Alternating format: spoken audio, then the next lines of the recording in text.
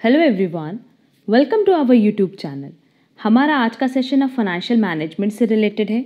ऐसे अगर देखा जाए तो फाइनेंशियल मैनेजमेंट और बिजनेस फाइनेंस पे हमने पहले भी डिस्कशन सेशन क्लासेस अपलोड की हुई हैं जहां हमने इसकी थ्योरी पे डिस्कशन किया है, बट अब हम उसको और डिटेल में डिस्कस करने वाले हैं और बिल्कुल सीक्वेंस में चलेंगे। कंप्लीट फाइनेंशियल मैनेजमेंट पे डिस्कशन करेंगे। जितने रेलिवेंट टॉपिक्स हैं competitive commerce based competitive exam point of view से सब पे हम लोग एक एक करके डिस्कशन करने वाले हैं। तो आज का जो हमारा सबसे पहला टॉपिक है वो है मीनिंग ऑफ फाइनेंशियल मैनेजमेंट, कि फाइनेंशियल मैनेजमेंट का क्या मतलब है। अब बेसिकली कोई भी सब्जेक्ट जब हम स्टडी करते हैं तो पहले हमें ये समझ लेना चाहिए कि वो सब्जेक्ट हम क्यों पढ़ रहे हैं, और वही चीज़ यहाँ मेंशन की गई है कि financial management comprises the forecasting, planning, organising, directing, coordinating and controlling of all activities relating to acquisition and application of the financial resources of an undertaking in keeping with its financial objective। Basically financial management क्यों चाहिए? अब किसी भी organisation की बात करो तो financial resources ज़रूरी हैं, पैसा ज़रूरी है। अब उस पैसे को कैसे आप मार्केट से ऑब्टेन करोगे, कहाँ खर्चा करोगे, कैसे उससे रिलेटेड प्लानिंग करोगे, कैसे उसके लिए ऑर्गेनाइजिंग करोगे, कैसे आप उस फंड को यूज़ करके अपनी सारी एक्टिविटीज़ जो कि बिजनेस से रिलेटेड है उनको कंप्लीट करोगे, ये सारी चीज़ें आपको फाइनेंशियल मैनेजमेंट करने में हेल्प करता है। बेसिकली फाइनेंशियल मैनेजमेंट क्या करता है? ये जो सब्जेक्ट है हमें फाइनेंस को, हमारे पैसे को मैनेज करने में हेल्प करता है। अब देखो, कभी भी फाइनेंस की बात करोगे ना तो दो चीज़ें होती है ऑर्गेनाइजेशन में। एक तो जब भी फाइनेंस की बात होगी तो उसका प्रोक्योरमेंट कहाँ से करें, मतलब हम उसको कहाँ से ऑब्टेन करें, और दूसरा उसको कहाँ खर्च करना है। क्योंकि अगर आपकी प्लानिंग नहीं होगी ना कि कहाँ खर्च करना है तो वो वेस्ट हो जाएगा। क्लियर? तो फाइनेंशियल मैनेजमेंट का सिंपली मतलब यही होता है कि आप अपने फाइनेंस से रिलेटेड, मतलब ऑर्गेनाइजेशन अपने जो फाइनेंशियल रिसोर्सेज हैं उनके लिए पूरी प्रॉपर प्लानिंग करता है कि उनको हम कहाँ से ऑब्टेन करेंगे और किस तरीके से उसको यूटिलाइज करेंगे। Clear? Next is the two basic aspects of financial management. यहाँ पे वही चीज़ लिखा है कि there are two basic aspects of financial management, कि फाइनेंशियल मैनेजमेंट में दो चीज़ें ज़रूरी है। पहला फंड्स को प्रोक्योर करना, दैट इज फंड्स को ऑब्टेन करना, कि आप अगर फंड्स रेज कर रहे हो तो किस सोर्स से रेज करोगे, एंड दूसरा जो फंड्स आपको मिला, ऑर्गेनाइजेशन को मिला, उसको वो कहाँ यूटिलाइज करेगी, कहाँ वो खर्च करेगी। ऐसा तो है नहीं कि ऑब्टेन करके उसको आपको अपने बिजनेस में रिटेन करके रखना है, नहीं। आपने मार्केट से जो भी पैसा उठाया है, जो भी पैसा ऑब्टेन किया है, उसको कहीं ना कहीं किसी ना किसी प्रोजेक्ट में आप इन्वेस्ट करोगे। क्लियर?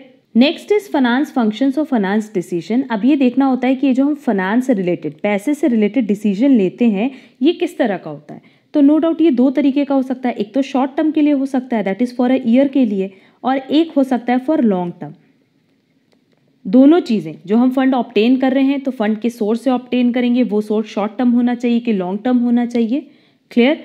लिखा है value of a firm will depend on various finance functions और decisions. It can be expressed as, generally हम इसको तीन तरीके से एक्सप्रेस करते हैं: investment decisions, financing decisions and dividend decisions. यहाँ लिखा है the finance functions are divided into long term and short term finance decisions. चाहे तो जो भी आपने फाइनेंस रेज किया है वो शॉर्ट टर्म से किया होगा, चाहे लॉन्ग टर्म से। यहाँ देखो लॉन्ग टर्म में लिखा है कि long term finance function decision. अगर लॉन्ग टर्म का आप सोच रहे हो कि लॉन्ग टर्म में आपको फंड रेज करना है तो उसके लिए हो गया investment decision, financing decision and dividend decision.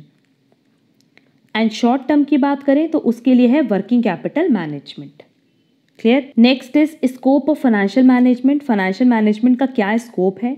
Determination of the size of the enterprise and determination of the rate of growth.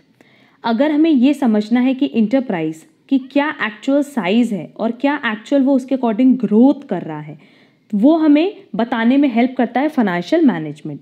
Determining the composition of assets of the enterprise, ये भी आपको असेट कितनी है ये भी फाइनेंशियल मैनेजमेंट के through पता चल जाता है, क्योंकि बेसिकली इसमें हम लोग कैपिटल बजटिंग भी इंक्लूड करते हैं। Determining the mix of enterprises financing, that is consideration of level of debt to equity etcetera and short term functions decisions. अब कह रहा है कि क्या इंटरप्राइज फाइनेंसिंग मिक्स है, कितना हमारे पास डेट है, कितना इक्विटी है, कितना शॉर्ट टर्म है, कितना लॉन्ग टर्म है। फाइनेंस डिसीजन ये हमें कौन बताने में हेल्प करता है? Financial management. Analysis, planning and control of financial affairs of the enterprise. और अगर इंटरप्राइज के फाइनेंशियल अफेयर्स की बात करें, उन अफेयर्स की जहाँ पे कैश की इन्वॉल्वमेंट होती है, तो उसके बारे में एनालिसिस करना, प्लानिंग करना और कंट्रोल करना, ये भी किसका काम है? फाइनेंशियल मैनेजमेंट का। तो ओवरऑल फाइनेंशियल मैनेजमेंट का 4 स्कोप है। पहला, ये डिटरमाइन करता है size of the enterprise and rate of the growth. दूसरा, ये डिटरमाइन करता है composition of assets of the firm. तीसरा, ये मिक्स के बारे में बताता है कि उसमें कितना डेट इक्विटी है, कितना लॉन्ग टर्म शॉर्ट टर्म है। एंड लास्ट, जो फाइनेंशियल अफेयर्स है उसको एनालिसिस करना, प्लानिंग करना, कंट्रोल करना, ये सब किसके स्कोप में आता है, ये सब किसके वर्क जोन में आता है, फाइनेंशियल मैनेजमेंट के। Next point is procurement of funds. अब हमें अगर फंड्स ऑब्टेन करना है मार्केट से, तो नो डाउट जो जनरली हमने सुना है वो सुना है owner's fund, that is share capital की बात कर रहे हैं, या हम कह सकते हैं डेट एंड बॉन्ड जो कि हम मार्केट से रेज करते हैं, या हम बैंक से लोन ले सकते हैं। हमने ये सब ऑप्शन सुने हैं टू ऑब्टेन फंड्स। अगर हमें फंड्स मार्केट से रेज करना है तो हमारे पास यही ऑप्शन है। यही ना होता है, हम चाहे तो मार्केट में अपनी कंपनी का शेयर इशू कर देंगे तो लोग उसमें इन्वेस्ट करेंगे। जब वो लोग इन्वेस्ट करेंगे तो कंपनी को पैसा मिलेगा, या कंपनी अपने डिबेंचर्स बॉन्ड्स इशू कर देगी तो पैसा मिलेगा, चाहे डायरेक्टली बैंक से लोन ले लेगी। तो ये सब क्या है, इन सारे ही फॉर्म में फंड्स आपको ऑब्टेन होता है, मिलता है। लिखा है since funds can be obtain from different sources therefore their procurement is always considered as a complex problem by business concern। कह रहा है क्योंकि जो फंड है अलग अलग सोर्सेज से आप रेज कर सकते हो, इसलिए बहुत प्रॉब्लमेटिक हो जाता है कभी कभी कि किस सोर्स से फंड्स रेज करना प्रॉफिटेबल होगा। क्योंकि देखो, आप किसी भी सोर्स से फंड रेज करो, अगर मान लो आप इक्विटी शेयर होल्डर से करते हो या प्रेफरेंस शेयर होल्डर से करते हो तो आपको उनको डिविडेंड देना पड़ेगा, डिबेंचर बॉन्ड से करते हो तो इंटरेस्ट देना पड़ेगा, बैंक लोन से करते हो तो इंटरेस्ट देना पड़ेगा। ठीक है, तो ऐसे सोर्सेज देखा जाए तो बहुत सारे सोर्सेज है जिससे आप फंड्स रेज कर सकते हो, बट क्योंकि बहुत सारे ऑप्शन है इसलिए यहाँ पे कॉम्प्लेक्सिटी भी होती है कि किस सोर्स से हम फंड रेज करें। यहाँ देखो ऑप्शन दिया हुआ है कि कौन कौन से सोर्सेज हैं। पहला है डिबेंचर्स एंड बॉन्ड्स, सबसे पहला है ओनर्स फंड, और ओनर्स फंड में बेसिकली आता है equity share capital, preference share capital, और एक आता है रिटेन्ड अर्निंग।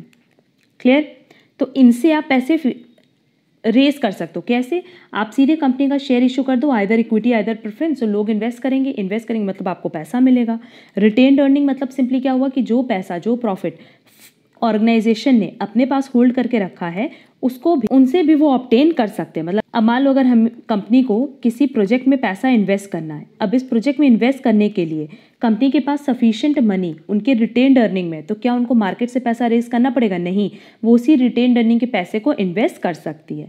दूसरा तरीका है फंड्स रेज करने का डिबेंचर्स एंड बॉन्ड्स। तीसरा तरीका हायर परचेज एंड लीजिंग।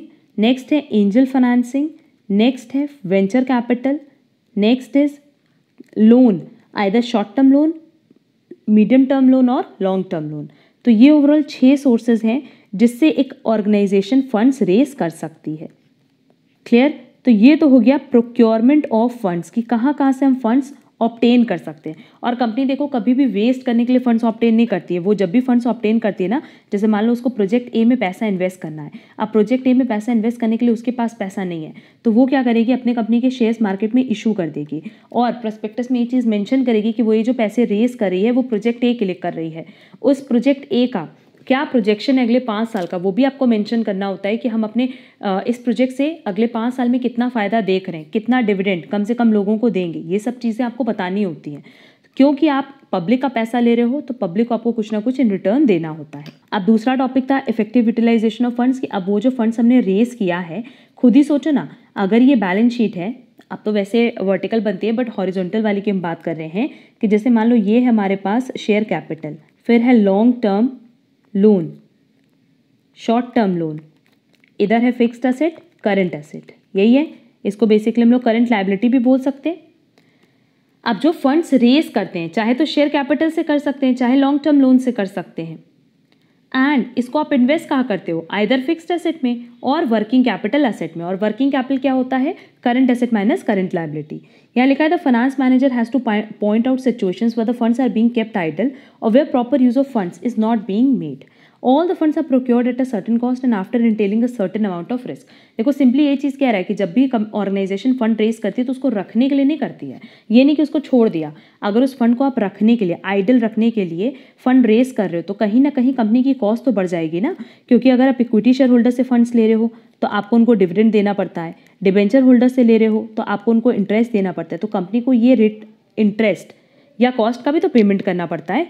इसीलिए जब भी फंड्स रेस किया जाता है, प्रोक्योर किया जाता है, ऑब्टेन किया जाता है, तो उसको कभी भी खाली नहीं छोड़ा जाता। उसको ऐसा नहीं होता कि कहीं वेस्ट करेंगे। Clear? All the funds are procured at a certain cost and after entailing a certain amount of risk. क्योंकि जब भी हम फंड रेस करते हैं तो उसके लिए हमें कुछ पेमेंट भी करनी पड़ती है और कुछ रिस्क भी होता है। तो बेसिकली जो आप फंड्स का यूटिलाइजेशन करते हो वो कहाँ कहाँ करते हो? फिक्स्ड एसेट्स को खरीदने में या वर्किंग कैपिटल मैनेजमेंट में।